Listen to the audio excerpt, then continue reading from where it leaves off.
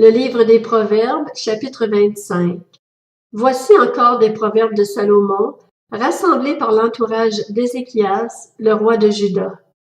La gloire de Dieu, c'est de cacher les choses. La gloire des rois, c'est d'examiner les choses.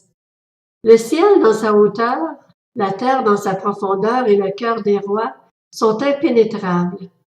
Retire les impuretés de l'argent, et le fondeur en sortira un vase. Retire tout méchant de l'entourage du roi, et son trône s'affermira par la justice. Ne fais pas l'important devant le roi, ne prends pas la place des grands.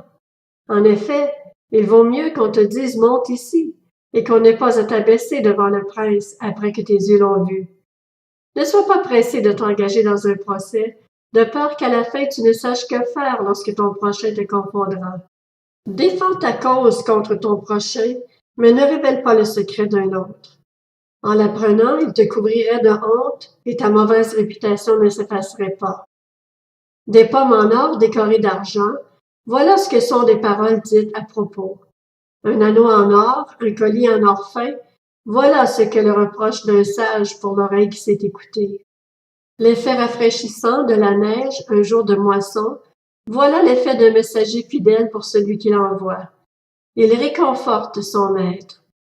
Des nuages et du vent sans pluie, voilà ce qu'est l'homme qui se vante à tort de sa générosité. Par la patience, on peut persuader un dirigeant, et une langue douce peut briser toute résistance. Si tu trouves du miel, n'en mange pas trop, tu risquerais d'être saturé et de le vomir. Mets rarement le pied chez ton prochain, il risquerait d'être saturé et de te détester. Une massue, une épée ou une flèche aiguë, voilà ce qu'est un homme qui porte un faux témoignage contre son prochain.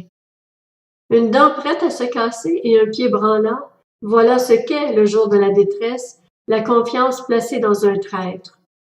Enlever un habit un jour de froid, verser du vinaigre sur du salpêtre, c'est entonner des chansons pour un cœur attristé. Si ton ennemi a faim, donne-lui à manger.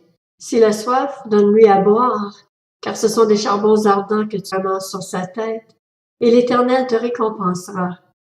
Le vent du nord amène la pluie, et la langue cachottière un visage irrité. Mieux vaut habiter à l'angle d'un toit que faire maison commune avec une femme querelleuse. De l'eau fraîche pour une personne fatiguée, voilà ce qu'est une bonne nouvelle venant d'une terre lointaine.